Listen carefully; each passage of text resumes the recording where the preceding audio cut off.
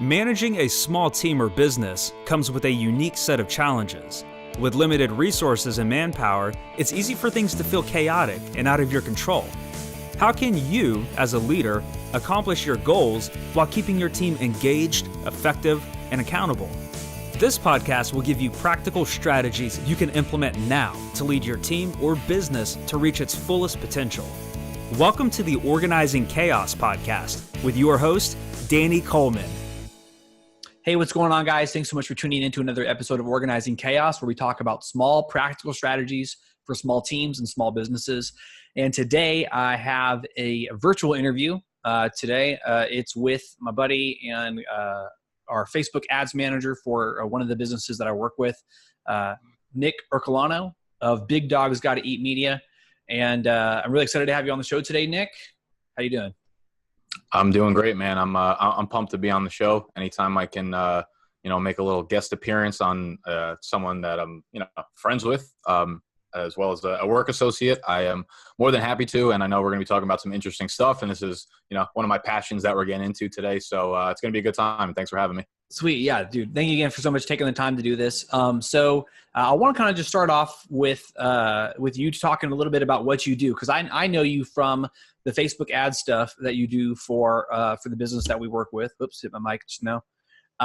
But I know that you are kind of engaged in some other stuff. So speak a little bit to kind of the different things that you're doing right now, and then we'll kind of talk a little bit about how you got there. Sure. Yeah. So I guess if I had to encapsulate myself into like one phrase, it would almost be like a lifestyle entrepreneur. And by that, I mean, like you said, I do the Facebook ads for one of your businesses. And that is, one of the key pillars of what I do for my work. So I do Facebook and I do Instagram ads. So I do paid marketing campaigns for companies, whether it's, what you guys are doing, a service business, education business, or e-commerce, if they're selling products or something like that. So I work with different clients running their paid campaigns for whatever it is they do. And that's one thing that I do. But I also am kind of building up a personal brand on the side. And what I do for that, I mean, one of my main passions is fantasy football, right? And that's, it's very niche down. And what I did was a few years ago, probably like 4 or 5 years ago at this point, I started a blog, which led to a YouTube channel. And I've just been consistently putting out content over the last few years. And I've been able to, I was fortunate enough to grow an audience around my YouTube channel. And within that audience, I was able to start looking at things from more of a business perspective, which I'm sure we'll get into in a little bit. So I basically been doing marketing, for companies, which is what I was doing at my full-time job prior to, going off on my own. And then I'm doing this kind of like personal branding around my passion. So I combine different like jigsaw puzzles together to, create what I'm doing in a business sense. Okay, gotcha. So as far as like the fantasy football stuff, how did you, I guess, so were you like your YouTube channel, that's what it's based around, or is it just kind of, is it your life exclusively, or is it a mixture of the two? So basically, when it started, the first videos I put out were definitely only fantasy football related. That was probably 3 or 4 years ago. So I started a blog that was only fantasy football. Mm-hmm. And then I realized, I hate writing. I'm not good at writing. I'm much better in front of a camera, and I'm much better just like speaking, you know what I mean? So I was like, I'm going to set up a camera and I'm going to upload some videos to YouTube. And that's how it started. It was just legitimately like me passionate about fantasy football and me like, you know what, I'm pretty good at this. I think I could help other people. And it's crazy because that was actually my genuine thought thinking back nowadays. And a lot of people who start businesses don't really think of it that way, or at least when they're starting content wise. I was genuinely like, I really want to help people get better at this. So yeah, I started doing that. And then, as I grew as a person, I was very young when I started that. I was probably like 20 or 21. And as I started going through college and undergrad, and, those years are kind of like life-changing in the sense that, you start to grow up quickly and you have to prioritize things and figure out what you really want and what you really care about. Yeah. And as I'm like going through those years, I'm starting to think like, what do I enjoy? What do I want to do? And I don't know. I just kind of felt like sharing what I was going through and my experiences at the time was something that I had been also passionate about, but I hadn't found a way to, I guess, express myself. So while I was doing the fantasy football content, I also started like vlogging a lot. So I would basically just, I have my camera here, which is a lot more upgraded than it was at the time. It was probably like a little, shitty Sony camera or like a cell phone that I was using or whatever. Yeah. And I would make weekly vlogs, basically just capturing the behind the scenes of everything I was doing. And the vlogs really started once I decided to leave my full-time job, like my corporate job. I didn't want to like do that while I was in there because I didn't know if that was going to get me in trouble or whatever. Yeah. So I think my first vlog literally came like the week that I left my job. And then since then I was basically like, I'm going to put one out every single Saturday, documenting the behind the scenes of me, freelancing and me building my lifestyle and me building up my YouTube channel. So like right now, it's a combination of vlogging and fantasy football content. I think the fantasy content is more like bringing people in, right? Because people are searching for that stuff. So that's how I build the audience up. And then the vlogs are more like personal branding, so people can get to know me. And obviously the audience for that will be a lot less. The people will be less in terms of volume, but I think it's a deeper connection that way. So it's kind of like they're feeding each other in a sense. Okay. Yeah, that makes sense.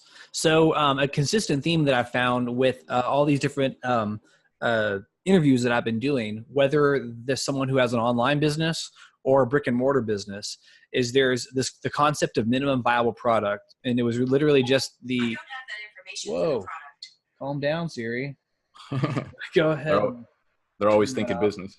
Yes, for real. Here, 1 second. Let me turn off Siri here. She's getting a little bit excited. But yeah, so anyways, it was very, I don't even remember saying Siri. Anyways, always listening. But yeah, so the consistent theme, minimum viable product, I just put out an episode about it the recording of this episode today. And it was a guy who started a coffee company, and it's a lot of entrepreneurs I found most of the ones who make progress faster are the ones who do the minimum viable product concept, where it's like they just start, right? And it's not the best. You don't have the best camera. You don't have the best audio equipment. You're not entirely sure how it's going to make you money quite yet, but you find a place to start. And then kind of as you go along, you figure out better ways to monetize or ways to increase your quality and stuff like that. It's cool, like where you end up getting to. I did the same thing when I started this podcast. It was just my iPhone 6S on my tripod, and I didn't even have any audio at all. I was just using the phone itself. So the audio sounded terrible. It's gotten a little bit better now. I got a little bit better camera. But yeah, it's just kind of like this process. So it's interesting just to kind of see like how, like that's what almost everybody does. Now some people wait till they get something perfect to put it out. But in my opinion, and I totally get that. I get why you do that. But I think a lot of people never start because they're waiting for that, I think anytime I have a conversation around this subject, I have basically the same point of view with you. I think, a takeaway here that's very, not even like practical. It's just, it's so obvious, but it holds so many people back. Like you said, is the idea of perfectionism. And everyone who starts, you look at these people who have this following or this business or whatever it is. And you have to understand that they started exactly where you did. Like no one showed up to their front door and was like, oh, here's a password and a username to your Instagram account with 200,000 followers. It's like everyone starts with zero. You know what I mean? So it's you can put down all this money on this fancy equipment, but at the end of the day, it's like, that's not what's going to help you succeed, And I think even at that, if you have crappy equipment or if you have good equipment, it's like those beginning stages of starting something are so crucial to you getting better at them, because it teaches you so quickly what you shouldn't be doing, what you like, and all that stuff. So if you're trying to skip those steps, there is going to be something missing in the process of it. And yeah, I think perfectionism holds people back. And to this day, nothing you put out content wise is perfect. But I think what is perfect is authenticity, because no one could be you more than you could be you. And in my experience, authenticity is perfection when it comes to creating. I agree 100%. So as you've kind of been okay, and I know we're probably in the same area on this, but as you're becoming, or you're a freelancer, I'm technically still a freelancer too. It's you have to start looking at yourself more as a business You know, like rather than just you do work and you make money for it, or you do what you're passionate about and you find a way to make money for it. So can you speak to that at all, I guess, in terms of like, how have you evolved in terms of like treating yourself and your time and your craft more like a business? Oh yeah. So that's it's interesting for me because, you know, like I said, I'm kind of broken up into two parts where it's the marketing and the fantasy football stuff. And for a long time, I couldn't monetize the fantasy football stuff because, you know, it's not a normal path, right? There's not like a full-time job that someone's going to be like, oh, you know what? I'm going to pay you a salary to do that. Right. Whereas marketing, you know, I had a full-time job. So it was like, I wasn't worried about the money because that was always coming in. I think when I was looking at the fantasy stuff, like my genuine interest when I started was to help people. And through that, you know, obviously that's how I grew my audience. You have to give a lot of value in order to do so.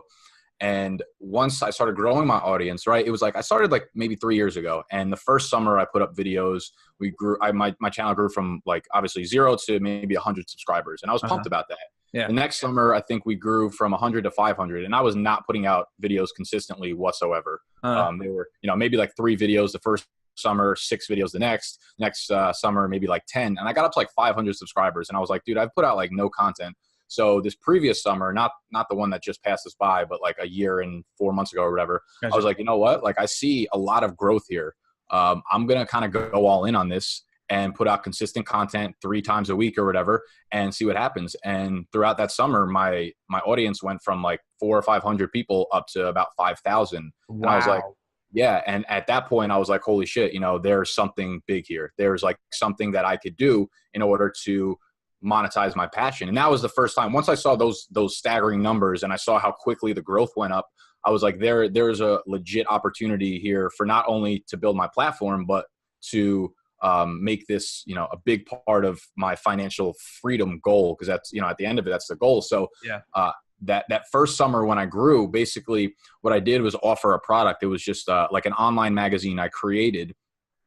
And at the time I had no idea what I was doing. Right. And I think that's like, people look at these things and like, oh, that's like really cool that you did that. And I'm like, yeah, that is. But like at the same time, all you had to do the same thing I did was go on Google and be like, how to create online magazine. Cause I didn't know what I was doing, you know? So I made it. I had no idea if anyone was going to buy it. And I sold this online magazine, which I worked like hours and hours and hours on to create. And I priced it at like $5 because I didn't want to go higher than that. And I was scared like no one was going to buy it. And then I ended up selling like 200 copies of it throughout the summer. And I'm like, wow. That's pretty gnarly. Right. And then this summer I came in and I was like, okay, so I saw how quickly that was going to grow. I think we're going to have about the same growth rate this summer. And I want to be able to offer a lot more products and services. Because at the end of the day, like if you can provide value, like a lot of people, I think it's tough, especially when I first started freelance marketing, like asking for money from clients is nerve wracking. You know, it's like, can I handle this? Like, am I actually worth this money? You know, can I provide the results and stuff?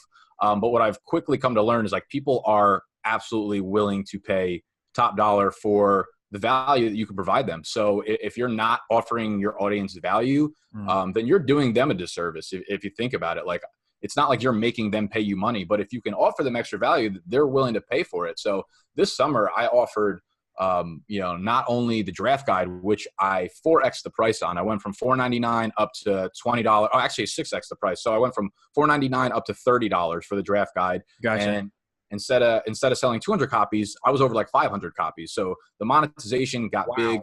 And then I started looking at sponsorships for my channel. And then I have, I'm on patreon.com where like people can support creators. You know, it's all this, a bunch of different opportunities kind of opened itself up. And I think like that's really important when you are freelancing because you have to be creative and you have to think of creative ways to monetize. So honestly, I don't really remember the question at hand. Well, no, I was just interested in kind of figuring out like how you got to this, you know, this place in the first place or where you're at now. I mean, I think, but either way, this is stuff that I wanted to ask you about anyways. Cause I was just talking to a guy cause I was telling him I was about to interview you. And I think I might've mentioned this to you before in a conversation before, but like, I also too am someone who's like, the internet is, you know, is a tool. Anyone can take their passion now and figure out how to monetize it online. And I remember being confronted being stopped a few times by people being like, well, I'm passionate about basketball or baseball or whatever. Like, how am I going to make money on that? And I was stopped there. I was like, yeah, I don't know actually. Like, cause I can't, I don't know how that would work. And when you mentioned one time to, my business partner, Brian, and I at the same time, you were just like, mentioned something about, I think it was when you launched it, maybe most recently, your draft guide. And I was like, well, that's a great idea. Like that's the answer that I need to give to the people who are passionate about sports, but they don't know how they can make money off that passion. And you spoke right to it with your product. And the thing is like somebody else can make the same exact kind of draft guide that you are, but it's going to be people who are following you want to buy it from you are going to do that because you're you. And that's why it's so important to be authentic, because the more authentic you are, the more unique you are. So someone else can sell the same exact product that you, Nick Ercolano, or Joe Smith can sell the same thing, draft guide, helps people do the same stuff, maybe even has a lot of the same content, but people are going to decide to buy from you because they resonate with who you are authentically. And people who are going to buy from him aren't going to buy from you, So it's like you guys aren't even in direct competition. You may be somewhat, but you're not in direct competition because you're selling the Nick Ercolano version of this and he's selling the Joe Smith version of that. And that carries across to all types of businesses, which I want to do an episode on this later too, because I live in a small town and there's not a ton of businesses here. And so people pop up and they think that they're in competition with another business across town or whatever. But the reality is that you only are doing that so long as you're not being authentic to who you are, what your brand is, what your voice is. And so if you're authentic 100%, then whatever it is you're doing, if you're selling, the same type of food or the same type of clothing or whatever as somebody else, as long as you're being authentic to your brand voice, it's going to be different. And I'm interested to see, I think that's a concept already really embraced in the online space. So I'm interested to see how it translates into the brick and mortar space, where there are, like for instance, I'll give you another example. Like there was a food truck ordinance that went up that I'll just like the short of it is basically around here, really bad thinking. But it's like, if they sell something similar, if this food truck sells something similar to this other place, or to this other, brick and mortar place, then they can't be within a certain amount of feet of that. So it's like if, Indian food, for instance, if there's an Indian food truck that comes down, there's another Indian food place, nearby, they have to be a certain amount of distance away from that. So it's just like, which is ridiculous, especially if you get into more general fare, like American fare, burgers and stuff like that. Like some people's burgers are completely different from another type of burger, but right. That's just the kind of thing. It's like if you stifle competition like that, you're actually hurting everybody. First, the consumer who wants to have options. And secondly, competition spurs growth. And so I don't know, I'm kind of going off on a rant now, but it's something I really think is really cool. I'm really passionate about people just owning who it is that they are. And as you do that, you move into a space that's more uniquely your own. Yeah, I think that's a great point. And I probably can't speak too much on like the brick and mortar because I don't work too often with those kind of businesses. But I could definitely speak on it from the things that I see in my industries. And I think you hit the nail on the head. It's so much more than, the product or service you're selling. For the most part, it's who you are. They're buying you, and your story. And I think this is a takeaway for a lot of young entrepreneurs too, or young people starting whatever it is they're starting. It's like they think of the word brand, right? When you think of branding, I think like people start thinking of the logo and the slogan and that kind of stuff. And I'm like, that's so irrelevant to the core of your business. Like when I think of a brand, I think of the story behind the company, you know what I mean? And to me, that's the brand. Like whatever it is that made your brand unique, the story is the actual brand behind it. So when I think of different products or services to offer, the first thing is not like, I know I'm never going to be like the best fantasy football analyst or whatever it is. You know what I mean? Like there are guys at ESPN and there are guys that dive into the Excel sheets and coding and will do that shit 100 times better than me. That's completely fine. So what I try to do is cater my products or services to my audience. Like what's the reason my audience even likes me? It's like, one, because I'm like a younger guy in the space and I'm like, I'm not like an old 45-year-old white guy who's like super boring. And I try to be like energetic and bring some of that, like the culture that like younger kids, have. And I bring that energy to them. And then I try to make my products and services based around that because I know that they'll enjoy that. So like, for instance, and I told you and Brian about what I did this summer about having that live draft weekend, right?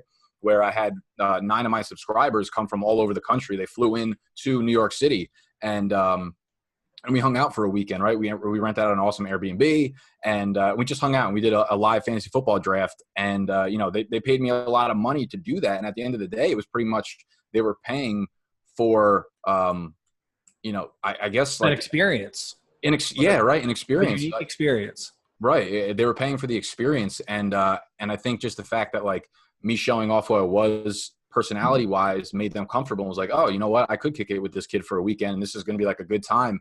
And I think like even my draft guide it's not like those boring draft guides that, that you'll find at 7-Eleven that help you prep for your fantasy drafts. It's like, it's online. I make videos for it. And like the way I write is the same way I talk. And like, I don't care.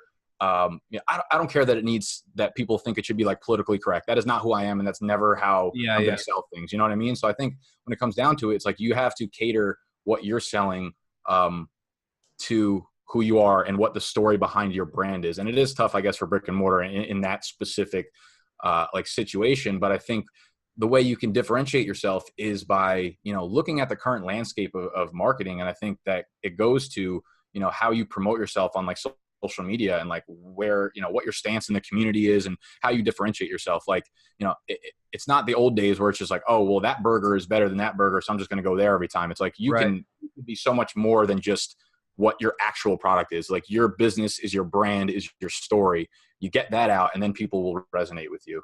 Yeah, 100%. I mean, I think that when it comes to brick and mortar businesses, they have a lot to learn from what has happened in the online space because the truth is I can get my commodities. I can get, clothes if I need to, or even food, whatever, right? I can get that online now. I can just hit a button and it's at my house in 2 days or less if I want to. So why is someone going to walk into your brick and mortar store? My theory, and I've seen this kind of become true. If you look at some of the really popular brick and mortar places that are around, people walk into there for the experience, just like those guys, paid the money to be there with you and hang out with you and do the live draft. Like they could do that same thing with their buddies, but for free or for, the cost of beer. But they came out to do it with you because that was a unique experience. And I think that that's exactly what it's not just limited to the online space. It might be a little bit easier to do in the online space because of the scale that you can sell at, right? Because you might have a whole country or whatever.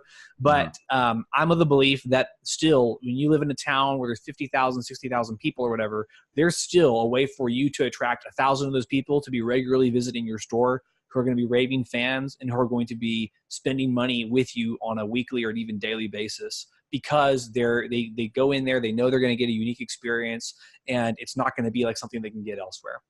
So, So tell me a little bit about like, I guess, were you always passionate about football, or like, I guess kind of give me a little bit of background into like when you, when you knew you were into it. So I mean, I've always been passionate about the sport. I actually never really played it growing up. I played it like 1 year. I had always been an athlete, but I was too small to play football, so I never actually played it. But like me and my friends have been doing fantasy football since, I don't know, we were in like 4th or 5th grade or whatever. I remember we'd like ride our bikes around town and then we'd end up at the public library and we'd go on yahoo.com and like start drafting a bunch of teams. Yeah. So I mean, it started when we were very young, and then I guess when we got older, like me and my friends are in a pretty serious fantasy league that we've been going on. This is like our 10th anniversary of it. And nice. Big money and punishments and prizes and all this stuff like that. So when we first started, I kept winning like year over year. And I was like, I'm pretty good at this. So I was like, as soon as I figured out that I could like help people, that's kind of when I started, I guess, putting myself out there more. And it definitely like I don't even think I told anyone I started the blog for the first summer that I did it. I guess it was something that I was scared to like share because, when you put yourself out there for the first time, it's definitely, you make yourself super vulnerable and that's not a comfortable feeling whatsoever. Yeah. So that was like kind of how I started. But yeah, I mean, I've always been into it. I guess I'm not even sure what really sparked me to like really sit down and be like, I'm going to start a blog today. I'm going to start doing it or whatever and put it out there. I just, I remember starting it, and I remember not sharing it with anyone. I remember it getting like random organic traffic to it, and I was like, this is pretty cool. And then, year over year, it's just been building, and it is what it is now. Yeah. Well, that's awesome. So then what about like, where do you want it to go? Where do you hoping that it gets to in the next 5, 10, whatever? I don't know. Have you thought out that far?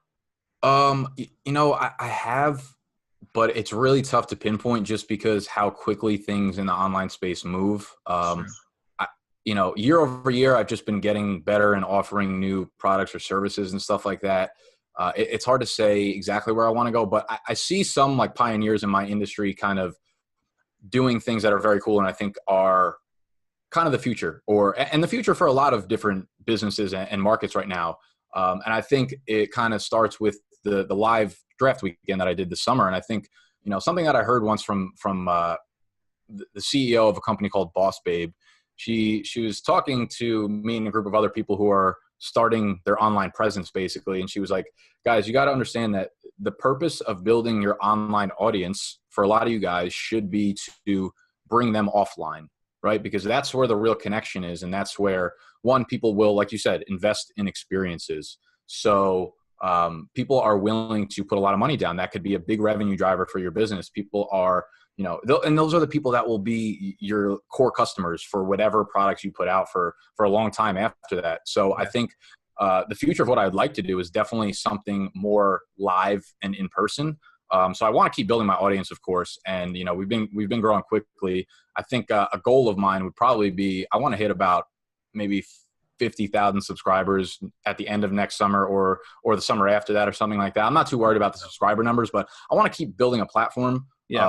So that, I think like building a platform kind of, it enables you to do your other passions. Because at the end of the day, like fantasy football is not my only passion. Like obviously I love marketing, and I love marketing for you guys, the paid aspect of it. And I love it for my passion because I'm learning both the organic and the paid at the same time, doing these two separate things, So I don't know. I'm just kind of enjoying the process and seeing where it goes. And I definitely want to do live events. I want to see, like with my brand, it's like the way I am. It's like I would love to do like live meetups around the country where I'm like, yo, guys, I'm coming to Austin, Texas. Which one of my subscribers wants to let me sleep on their couch this weekend? You know what I mean? Yeah. Like have you seen that TED Talk with the Dredson Dolls girl, Amanda? No. Oh man, I forgot her name now. But she talked about that. She was doing it basically like long before the online community thing was really, basically she'd use Twitter, and she's a famous person. I mean, the Dredson Dolls is the name of the band, and Amanda, I can't remember her last name now. If you Google Dredson Dolls, you'll see her. In fact, if you Google the TED Talk, if you do TED Talk Dredson Dolls, I'm sure she'll pop up. And it's a great TED Talk. I really recommend it. And it has to do with the personal connection thing that you're talking about. And she would like do Twitter, and her shows were free. And she would just basically like only make money on merch. And I think it was like people could pay whatever they wanted for merch. So she wanted to try this theory out of just like, I can do this. I can do music as much as I want all over the country. And it's not going to, like, I don't have to charge people a lot of money for it. Like I can give away my art essentially. And so that's what she would do. She would like, put a tweet out and be like, hey, I'm coming to Austin. Like, who can I room with? And she's like roomed with so many of her, her fans. And then of course they buy her stuff, and they pay for her album, even though like she doesn't necessarily, they charge for it or whatever. It's crazy. But it's just like, I think she was proving that concept even before it really got big in the online space. And now it's like in the online space, we all know it. And I think it's kind of the same thing. And part of what I do when I consult with small businesses, I really want to try to bring those concepts to small businesses in the real world space, because it's not special just because it's online. It's all about human interaction and human connection and having a unique experience. And that happens, you can do it online, but you really, like your coach was telling you, it's offline that you really make the special stuff happen. That's what I think offline businesses, they can do that same thing, that you're talking about. So yeah. Awesome. So we're running near on time here. I wanted to ask you if you had any tips for other entrepreneurs. I mean, I interview a lot of different entrepreneurs. Everybody who's listening to this is an entrepreneur in a sense, or if they're not, there's a lot of managers who listen to the podcast as well. So, as far as either working with contractors or any books you've read or quotes you've had or different practices, like, either coach or just things like that? Like what's something that's been really impactful and helpful for you that you think you'd like to pass off to other people? I think, when I talk about this question, it usually, from my point of view, it kind of goes back to like content creation. And I think like the key to everything nowadays, whether you could be like a Fortune 500 company or you could be a one-man show like I am.